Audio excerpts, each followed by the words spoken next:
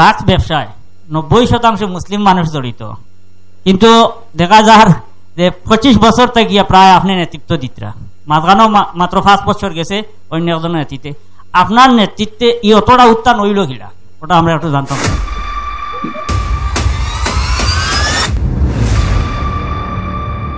আজকের এই জনতার আদালত অনুষ্ঠান যেটা এটা পরিচালনা করবা জাকারিয়া ভাইয়ে, তো আমি জাকারিয়া ভাই এখানে উপস্থিত হওয়ার অনুকরি আর জাকারিয়া ভাই লাগে এটা জোরদার তালি।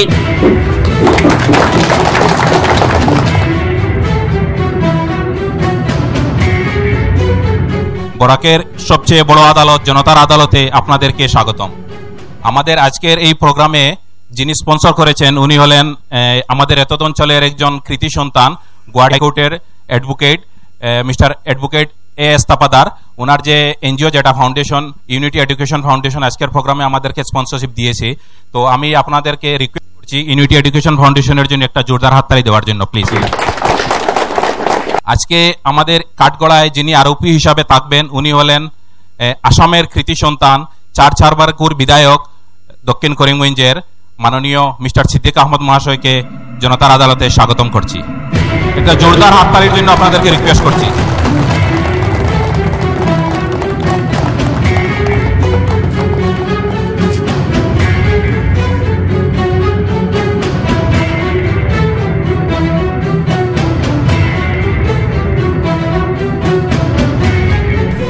আজকের প্রোগ্রামের যিনি জাজ হিসাবে ভূমিকা পালন করবেন উনি হলেন নিলামবাজার কলেজের senior most assistant professor cum former academic incharge doctor S N. Chowdhury স্যারকে জনতার আদালতে স্বাগতম করছি।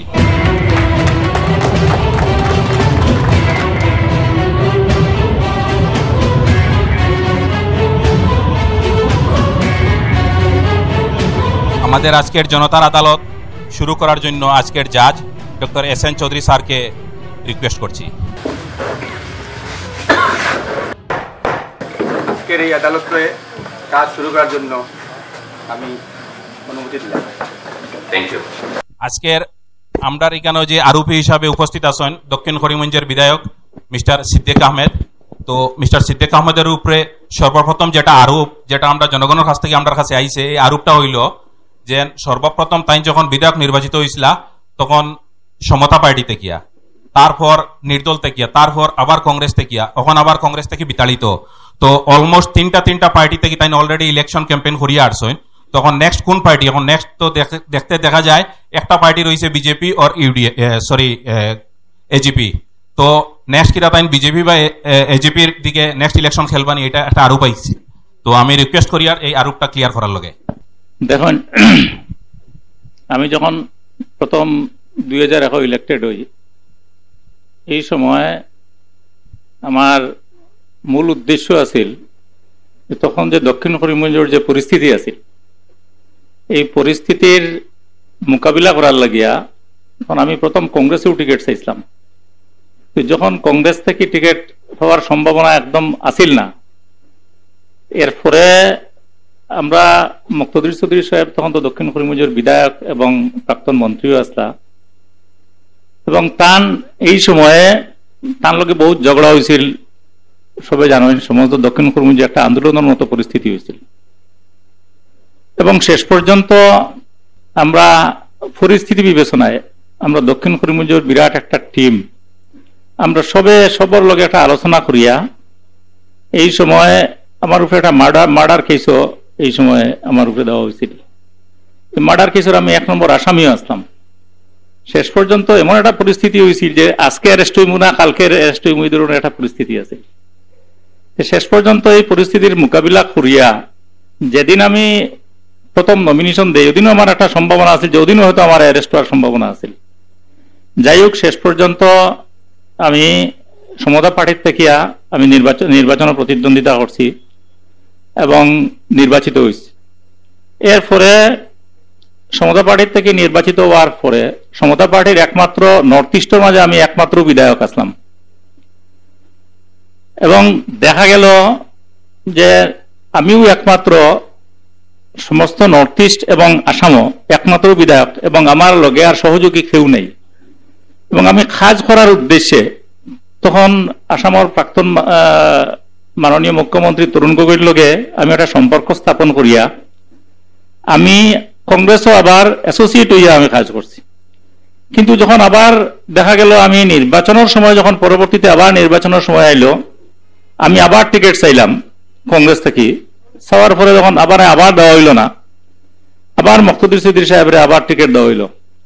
তো যখন মুক্তাদির চৌধুরী সাহেবের টিকিট দেওয়া হইল, কারণ আমি আগেও কংগ্রেস থেকে খেলার উদ্দেশ্যে আমি কংগ্রেসের লগে অ্যাসোসিয়েট হয়ে গেছি। অ্যাসোসিয়েট হয়ে যাওয়ার কারণে আমি ওই সময় জর্জ ফার্নান্ডেজ যারা আমার কাছ থেকে আবার আমার চাইছে, তারা টিকিট দিত। কিন্তু আমি দেখলাম যে আমি যখন অ্যাসোসিয়েট হয়ে গেছি গিয়া, অ্যাসোসিয়েট হইয়া এই অবস্থায় আমি আর মানে সমতা পার্টির যাওয়াটা ঠিক হইতো না। আমি নির্দল হিসাবে নির্বাচনের প্রতিদ্বন্দ্বিতা করছি। আবার আমি দক্ষিণ করিমগঞ্জের মানুষের বিপুল সমর্থনে, সবার আশীর্বাদে আবার নির্বাচিত হয়েছি। ওয়ার পরে পরবর্তীতে আবার আমি কংগ্রেস থেকে বারবার আমি চেষ্টা করছি, কারণ বিগত দিনে যখন কংগ্রেসের যখন আমি রাজনীতি করছি, আমি মানে এনএসসি বাই করছি, যুব কংগ্রেস করছি, আমি ডিস্ট্রিক্ট কংগ্রেসের জেনারেল সেক্রেটারি আসলাম। গতিকে আমার ব্যাকগ্রাউন্ড যখন কংগ্রেস আসছিল, তখন আমি বারবার আমি কংগ্রেসের লগে আমি চেষ্টা করছি কংগ্রেসও তাহার কারণে। এবং শেষ পর্যন্ত 3 নম্বর বার আমার কংগ্রেস থেকে টিকিট দেওয়া হয়েছে। হওয়ার পরে আমি কংগ্রেস থেকে নির্বাচিত হয়েছি বিধায়ক হিসাবে, এবং শেষ পর্যন্ত কংগ্রেসে আমার মন্ত্রী হিসাবেও আমারে মনোনীত করছে। এবং নির্দল বিধায়ক হিসাবে থাকার সময়ও আমার কংগ্রেস থেকে আমাদের পার্লামেন্টারি সেক্রেটারি হিসাবে আমার দেওয়া হয়েছে। যাই হোক, আমি যখন মন্ত্রী হিসাবে নির্বাচিত হয়েছি, 5 বছর অতিক্রান্ত হয়েছে। এর পরবর্তীতে তো আমি আবার নির্বাচন হারিয়ে গেছি গিয়া। যাই হোক, এর পরবর্তীতে আমি আবার যখন কংগ্রেস থেকে নির্বাচিত হয়েছি, যখন আমি কংগ্রেসের বিধায়ক হিসাবে কাজ করছি, কাজ করার সময় শেষ পর্যন্ত হয়তো এই কাজের পিরিয়ডও রাজ্যসভা ইলেকশনের সময় আবার আমার কংগ্রেসের লগে একটা মতানৈক্যর সৃষ্টি হয়েছে। সৃষ্টি হওয়ার পরে কংগ্রেসের মাঝে একটা গ্রুপিং হয়েছে। কংগ্রেসের যখন আমি টিকিট চাইছিলাম, এইবারও যেটা টিকিট হয়েছে, সবাই জানেন এবার ইউডিএফ এবং কংগ্রেসের অ্যালায়েন্স আছিল। কিন্তু টিকিট যখন চাওয়া হয়েছে, প্রত্যেকরে নিয়া পার্সোনালি খাওয়া হয়েছে, আমার নিয়ে খাওয়া হয়েছে যে আমার 5 কোটি টাকা দেওয়ার লাগে। এটা আপনারা নিশ্চয়ই টিভি দেখছেন, মিডিয়ার দিচ্ছেন। আমি বললাম আমি কেন 5 কোটি টাকা দিতাম? কারণ আমি 3 বার ইলেক্টেড হয়েছি। কংগ্রেসের ব্যাকগ্রাউন্ড, আমি এনএসসিওয়াই থেকে কংগ্রেস করি আইছি, আমি যুব কংগ্রেস করছি, আমি প্যারেন্টস কংগ্রেস করছি। আর টিকিট লইতে সময় যদি আমার 5 কোটি টাকা দেওয়া লাগে, তো আমি এই 5 কোটি টাকার টিকিট আমি লইতাম না। যাই হোক, শেষ পর্যন্ত খুব প্রচুর ঝগড়া হয়েছে, বিবাদ হয়েছে। আপনারা দেখছেন টিভি মিডিয়ার সামনে যে আজকে হয়তো দেখবার আজিজ খানের নাম হয়েছে, কালকে আমার নাম আইছে, এইভাবে বিরাট একটা বিতর্কর সৃষ্টি হয়েছে। এবং শেষ পর্যন্ত অনেক বাক বিদন্দার পরে কেউ কইছেন অমুকি টিকিট পাইলিব, কেউ কইছেন অমুকি টিকিট পাইলিব। শেষ পর্যন্ত একটা চ্যালেঞ্জের মোকাবিলা লইয়া যে রাজ্যসভার নির্বাচনের সময় একজন 60 করিয়া একজন মহারাষ্ট্র থেকে আসছিল সেক্রেটারি, তার লগে আমার বিরাট কুদাকুদি হয়েছে, একটা মারামারির মতো একটা পরিস্থিতির সৃষ্টি হয়েছিল। এবং কংগ্রেস ও জেনারেল সেক্রেটারি যে আসলা, জেনারেল সেক্রেটারি 60 সবাই মিলিয়েও আমার কাছে চাইছিল। এবং তুমুল যখন একটা বাক বিতন্ডার ভিতরে দিয়ে যখন আমার টিকিট দেওয়া হয়েছে, আমার মাঝখানেও এমন একটা পরিস্থিতি হয়েছিল, বোঝা গেছিল আমার টিকিট দেওয়া হইতো না। তখন আমি চ্যালেঞ্জ করি, আমি কইছিলাম যে ঠিক আছে, আমার না দিলে আমি নির্দল প্রতিদ্বন্দ্বিতা করবো, কিন্তু আমি অন্তত 3-4টা সিটও আমি আড়াইবার ক্যাপাসিটি আমার আছে।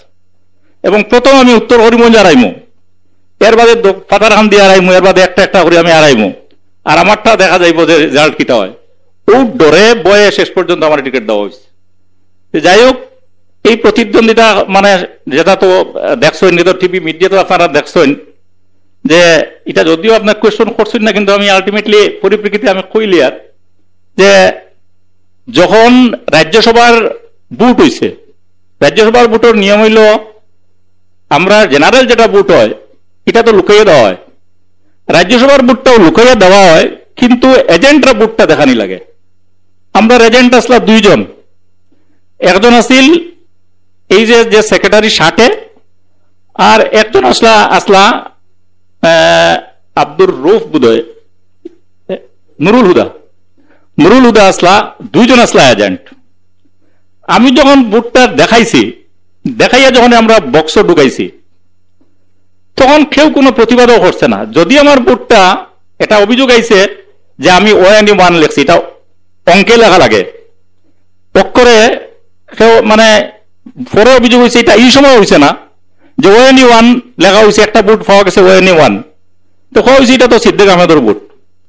এখন কত হয়েছে 1 যখন লেখা হয়েছে, একটা এর আগে এর পরে আরো আরেকজনে একটা বুট দিছে, বুটের পরে লগে লগে এজেন্টে উঠিয়ে নিয়ম হইল কি যদি বুটটা ফলস হয় তো লগে লগে প্রিসাইডিং অফিসারে কোয়া লাগে যে এই বুটটা, আমার বুটটা নষ্ট হয়েছে, গটিকে এই বুটটা আগলাইয়া রাখা হইতো।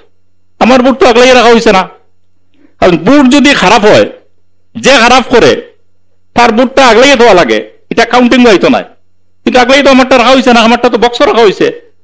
এবং বুট যখন শেষ হয়েছে, ধরেন বুট শেষ হয়ে গেছে গিয়া একটার সময়, বুট শেষ হইয়া আমরা প্রত্যেকে কংগ্রেসের যেটা রুম আছে, এই রুমও আমরা যখন গিয়ে বইছি, ওই সময় আমরা যে 2 নম্বর যে নুরুল হুদা এজেন্ট যে তখন বার হয়েছেন, বারণের সময় তখন সাংবাদিকে প্রশ্ন করছে যে চিফ মিনিস্টার একটা বক্তব্য রাখছেন যে কংগ্রেস এবং ইউটিউবের অনেকটা ভোট তেন পাইছেন, এর মাঝে একটা ONE1 লেখা আছে, একটা ফুল লেখা আছে, আরো একটা কিতাকিতি ওলা মোটামুটি 2-3টা কোয়েশ্চন তারা করছেন যে আপনারা কোন MLA খারা এই বুটটা ONE1 লেখছেন, খেয়ে ফুল দিছেন, খেয়ে করছেন, আপনি উত্তর দিন, কারণ আপনারা তো বুট দেখছেন।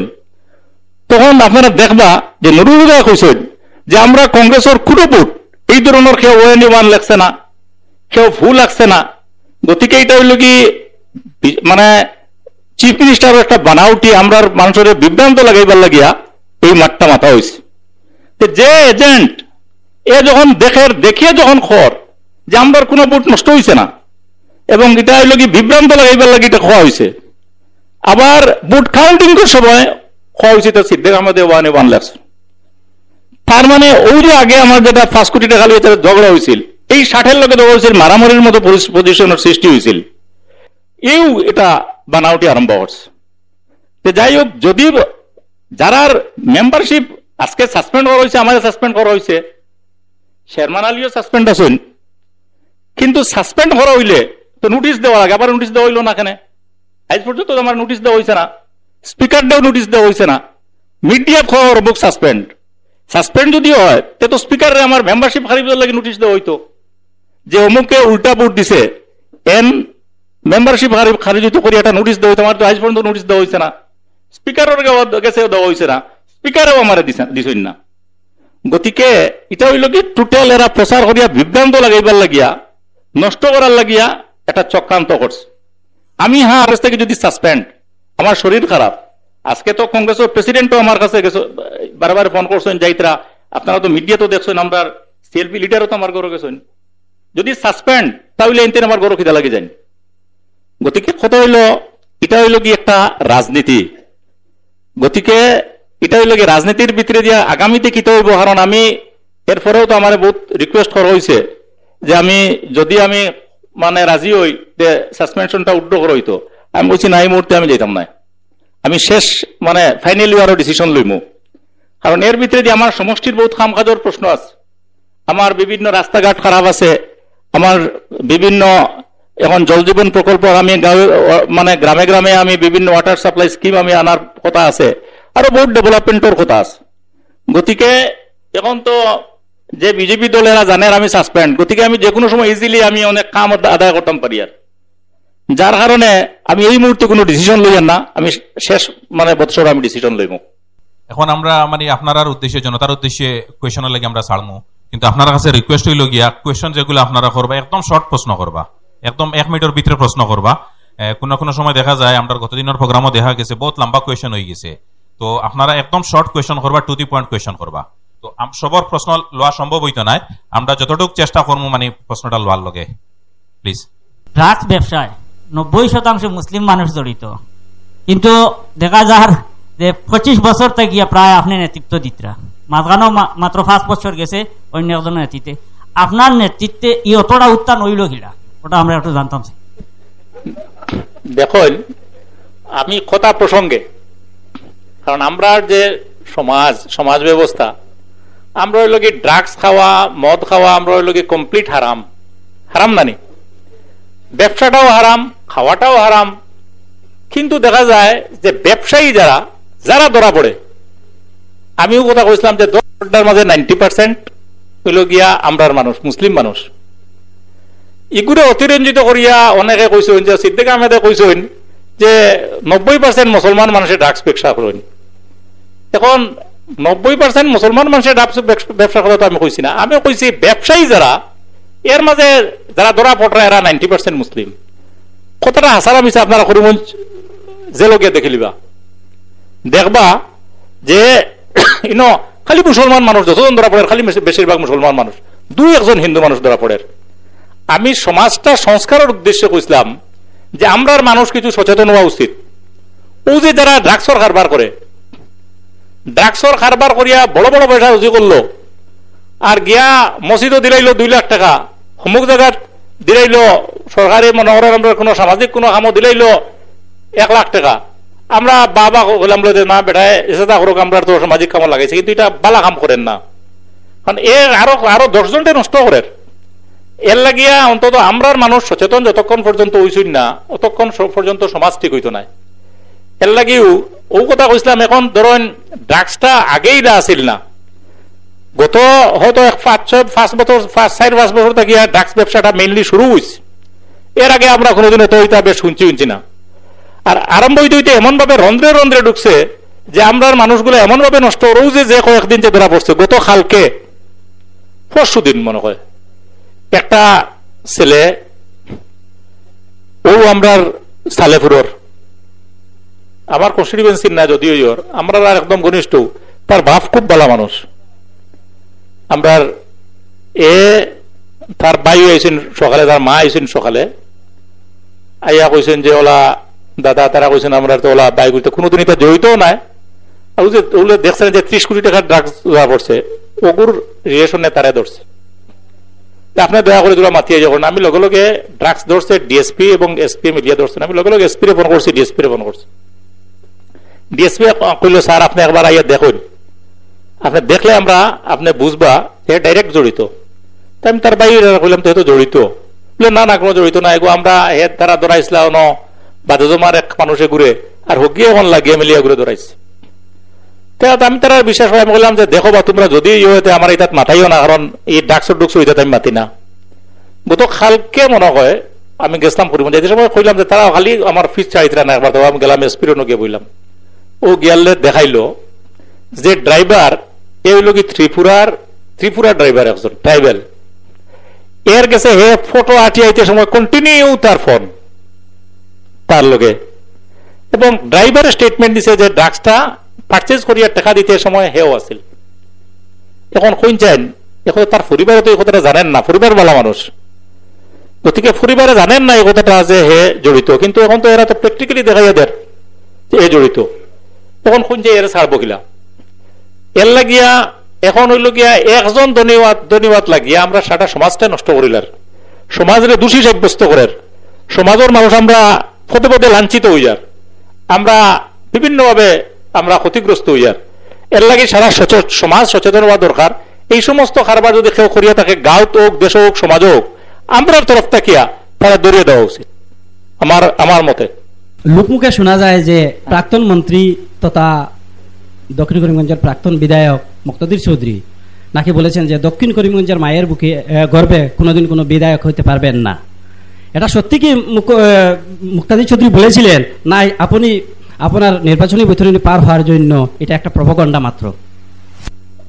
আপনার উপরে আরো কইল গিয়া মানে ওটাও হইতে চাইতরা যেন এটা আপনি এরকম কিছু একটা প্রপাগান্ডা বানাইছেন নিজের মুক্তিযুদ্ধ এরকম কইছেন হইয়া, আর মানুষের ইমোশন লইয়া যেন মুক্তিযুদ্ধ এরকম কইছেন, এখন আপনারা আমারে ভোট দেন, আমি এরকম এমএলএ বনিয়া দেখাইমু, সিম্পলি আরো ফটাইছি। আমি কোনোদিন কোনো মিটিং গো বা খেরুরে কোনোদিন এই ধরনের কোনো কথা কইছিনি, কেউ জানেনি, বাকিরা কেউ কইতে পারবো না, আমি তো কোনোদিন কইছি না। হয়তো মুক্তিযুদ্ধ চৌধুরী টাইম পিরিয়ড টাইম কইছেন, যখন টাইম বিধায়ক আছিল কেউ কেউ হয়তো বুটো দাঁড়াইছেন। আমি তো মুক্তাদির চৌধুরীর বারবার জিতানিত সাহায্য করছি, এবং মুক্তাদির চৌধুরী ইলেকশনের আগে আমি প্রায় 1.5-2 মাস আগে মুক্তাদির বাড়ি দিতাম গিয়া, তাই না আমার আগেও নিতা গিয়া, এবং তান এক রুমও আমি থাকতাম।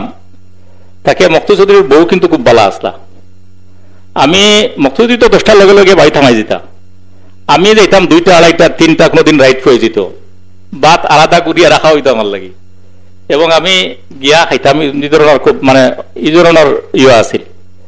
হয়তো আমরা কর্মীরা কিছু সমস্যা লইয়া দরবার করিয়া, আমি ব্লক কংগ্রেস প্রেসিডেন্ট আসলাম, দরবার করিয়া শেষ পর্যন্ত চ্যালেঞ্জের মোকাবিলা হইয়া বহুত দরবার হয়েছে, হইয়া শেষ পর্যন্ত তো একদম ফেস টু ফেস বহুত দাঁড়াই হয়েছে। কিন্তু কোনোদিন কেউ কইতে পারবো না যে আমি কইছি যে মুক্তদির চৌধুরী কইছেন যে দক্ষিণ করিমগঞ্জের কোনো মায়ের গর্ব কেউ কোনোদিন এমএলএ দর্শন না, এটা মুক্তদির চৌধুরীর মুখ ঠাই নয়তো এর আগে কইতে পারছেন, আমি কোনোদিন কইছি না।